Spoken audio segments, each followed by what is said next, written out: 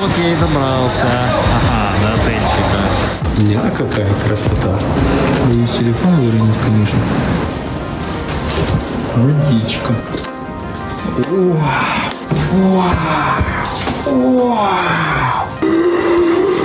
Hello, everybody. Это запись! Ура! Всем здорово, ребята! С вами Данька, я на интернешнале!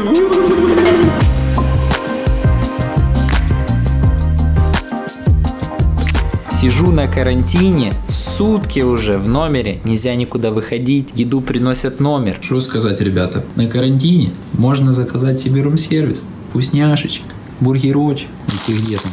Вот так вот кормят на инте. Ребятки, на этом инте не будет секрет-шопа, поэтому я решил разыграть для вас сувенир с прошлого International. Чтобы поучаствовать, нужно подписаться на канал, поставить лайк, зазвенеть в колокол, написать комментарий, кто, по вашему мнению, самый крутой мидер на этом инте и почему. Я выберу самый прикольный комментарий и отправлю приз по почте.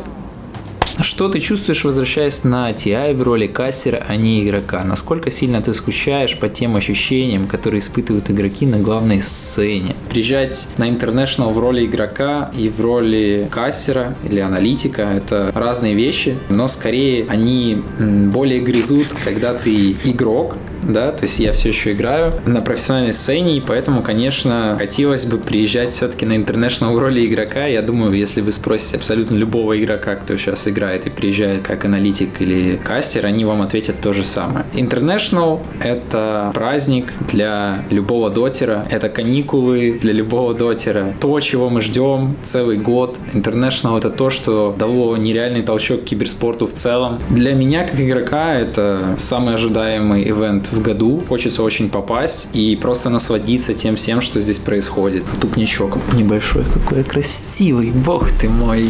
Однако я очень рад, что меня пригласили, я приехал сюда и буду для вас освещать тоже этот турнир вместе с остальными ребятами. Что ты чувствуешь, когда комментируешь или анализируешь игры на TI? Первый раз, когда я приехал на Инт не игроком в 2017 году, в душе я немножко завидовал игрокам. Мне было грустно, что мы не смогли пробиться на International первый раз, потому что до этого каждый год я приезжал игроком. Но со временем я совсем по-другому начал на это смотреть. Не проходишь квалификации на International, проигрываешь, да, грызет, грустно, но именно спустя время, когда ты приезжаешь на International, в любой роли, для меня это праздник, я кайфую, я получаю удовольствие. Я люблю competitive доту, и наблюдать за такими матчами вживую еще больше добавляет кайфа. Конечно, в этом году без зрителей немножко наверняка эмоции будут другими, но время покажет. Я пока еще не могу знать наверняка, поэтому посмотрим. Начался юбилейный TI, ты наблюдал за каждым из них, на многих даже участвовал. Поделись впечатлениями, какой из них для тебя важнее всего в роли игрока, а какой тебе понравилось наблюдать. Наверное, первых три из-за результатов для меня, как для игрока, конечно, были более важные. Остальные не получались, поэтому я грустил. Наблюдать мне понравилось очень на International, где Wings выиграли. Это было невероятно. Наблюдать за тем, как ребята, которые прошли Open квалы, прошли в закрытые квалы, приехали на International и выиграли его. Это что-то вау. OG очень сильно удивили в первый год. Тоже у них такая история была, когда команда была на грани. Добрали двух игроков, также само прошли через квалификации, выиграли с невероятными камбэками. И вот эти интернешнлы мне очень сильно запомнились как зрителю. Давайте-ка поменяем нашу камеру. This is unbelievable. Здравствуйте, здравствуйте. Камера. Каково было жить этот ковидный год без TI? Было меньше мотивации играть Dota 2 или наоборот хотелось за это время набрать с командой хорошую форму, чтобы прорваться на турнир в следующий раз? В 2020 году, в котором не было International, во-первых, никто не знал, что его не будет, поэтому все равно все хотели попасть и старались сделать для этого все. А во-вторых, да, действительно, мысли были о том, что вне зависимости от инта хочется максимально закрепить коллектив, собрать крепкий коллектив, вырасти. Но, увы, не получалось. Все, что могу по этому поводу сказать. Печальная история с эпидемиологической ситуации в Румынии. Большая потеря для зрителей и организации. Как думаешь, насколько сильно это скажется на атмосфере этого великого турнира? Очень действительно грустная ситуация. Тут некого винить. Так совпало. Неудачно так получилось. Потому что должен же был быть турнир в Стокгольме. Там усложнилось все. Выбрали Бухарест, Румыния, потому что здесь больше всего шансов было провести этот турнир со зрителями. И так совпало, что прямо перед самым интом началась эта вся движуха с осложнениями ковида. Именно здесь, в Румынии, Valve приняли решение, которое максимально безопасное для всех, для зрителей, для игроков, для комьюнити, для всех. Однозначно скажется наверняка и на атмосфере, ну, на всем абсолютно. Такой огромный турнир, LAN без зрителей, ну, будет очень странным, необычным. Здрасте. Это Данила. А то, что я так прилег немножко. Надеюсь, это не сильно скажется. Хо-хо. Кто твои фавориты на этом турнире? А кого ты считаешь андердогом? Поделись своими ожиданиями от этого TI. Вы знаете, после того, как... Так, ладно, наверное, лежа. Это трэш. Значит, мы сядем. Вы знаете, после того, как ЕГЭ попали в сетку лузеров, после того, как Elephant попали в сетку лузеров, непонятно, от кого что ожидать. Team Spirit вообще нереальные бесты, звери. Звери не лгут. Красавцы просто. То, что ворвали сетку винеров, за них хочется топить, притапливать. ВП прорвали сетку винеров. Очень сложно назвать кого-то фаворитом, потому что, ну, ЛГД однозначно фаворит, выглядит фаворитами. Вообще, в этом году китайская дота, она выглядит устрашающе. И IG, и ЛГД, и те же Вичи, и Астер, и Elephant, все команды выглядят сильными. Elephant, да, в группах они немножко посыпались.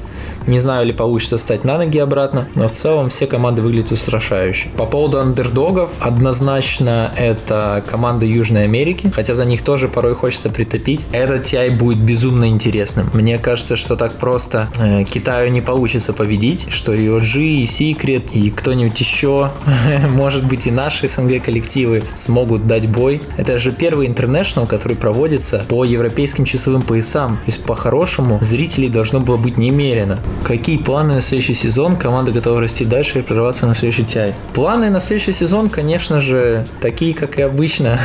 Максимально укрепиться, закрепиться и начать расти и работать для того, чтобы показывать достойный результат. Это очень непростая задача, на самом деле, как бы она просто не звучала, но на деле она очень сложная. Но спасибо всем, кто топит за нас и поддерживает. Вам, ребятки, огромный респект. Так, меняем камеру, поехали, а то мне так нелегко. Так. Вот оно, местечко топовое. Как сильно ты бы хотел видеть эмблему Бейт на сцене TI? Или ты бы больше хотел оказаться на ней сам, неважно под каким флагом? Тяжело представить тебя вне Бейт. Я очень сильно хотел бы, чтобы эмблема Бейт оказалась на Интернешнале в качестве игрока. Я под другим флагом не окажусь на Интернешнале. Так что будем бороться. Хотя мало ли, кто-то, допустим, заболеет и меня позовут на замену, если мы туда не попадем. Но это такое, короче. Убираем. Как ты видишь будущее TI? Хотелось бы, чтобы турнир проходил строго в определенном месте на арене, или чтобы он путешествовал по всему миру. Мне кажется, идея с путешествиями, она крутая. International могут прочувствовать, пропитаться атмосферой по всему миру, при этом можно выбирать места, в которых можно развивать доту, или помогать делать какие-то толчки для развития. Например, очень хотелось бы побывать в Австралии, при этом я знаю, что в Австралии доту тоже много людей играло в свое время. Возможно, играет и по сей день. Также есть места в Южной Америке, очень крутые, в которых тоже там люди играют. Тем не менее, хотелось бы, чтобы и Дота не забывала свои корни, и рано или поздно она попала в Сиэтл. Может быть, путешествовала через год, например. 1 год в Сиэтле, а 1 год где-то на выезде. То есть я задумался о том, что я уже соскучился по Сиэтлу, если честно. Ты играешь профессионально уже 15 лет. Что тебе помогает поддерживать эту бешеную мотивацию и постоянное желание побеждать и становиться лучше? За последние 2 года ты показал, насколько ты серьезно относишься к игре и к чему ты стремишься. Что мне помогает поддерживать эту бешеную мотивацию? Я люблю просто доту. Мне нравится competitive дота, мне нравится соревноваться командой с другими командами. Когда-то эта игра влюбила меня в себя, и по сей день она не отпускает. Именно в competitive я получаю огромное удовольствие от игры. А желание побеждать, мне кажется, неинтересно играть в игру на competitive уровне без желания побеждать. Невозможно представить профессиональную сцену без тебя, что должно случиться, чтобы ты перестал любить игру. Сложно сказать, возможно, какие-то изменения должны пройти, чтобы я перестал любить игру, которую меня оттолкнут. Я могу любить игру и не играть на профессиональном профессиональной сцене. Я думаю, это тоже реально.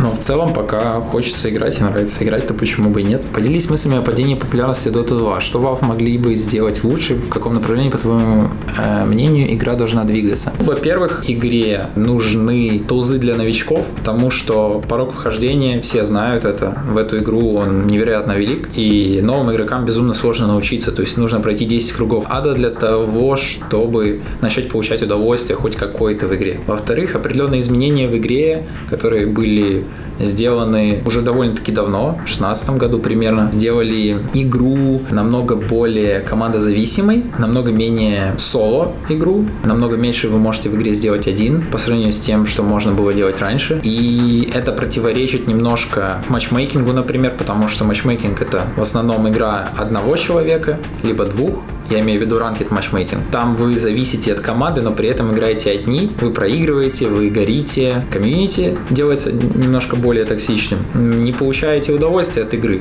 если вы не можете повлиять сильно на победу. Вот. И мне кажется, из-за этого многие люди отворачивались от игры. Но, тем не менее, все равно игра настолько популярна у нас, по крайней мере, в таких регионах, как СНГ, Азия и Южная Америка, что она все равно продолжает расти. Также, мне кажется, Valve могли бы больше уделять ресурсов маркетингу, рекламе игры, потому что в свое время те же Riot делали очень агрессивные маркетинг-стратегии, агрессивно рекламировали свою игру по всему миру. Это тоже очень сильно влияет, мне кажется. То есть это то, что можно было бы делать. TI — вершина киберспорта. Стоит ли его расширить за счет добавления других дисциплин в него? Я думаю, International — это чисто дотерская тема, и никакие другие дисциплины не нужны. У каждой игры свой путь, и мы будем видеть, какой путь лучше для киберспорта в будущем. А так, ребятки, спасибо, что послушали мой монолог. Всех рад слышать, видеть, и до скорых встреч. Всех обнимаю. Пока-пока. Спасибо, что посмотрел. Подписывайся на канал и ставь лайк. И не забудь, можно выиграть крутой сувенир с прошлого инта. Конкурс в описании.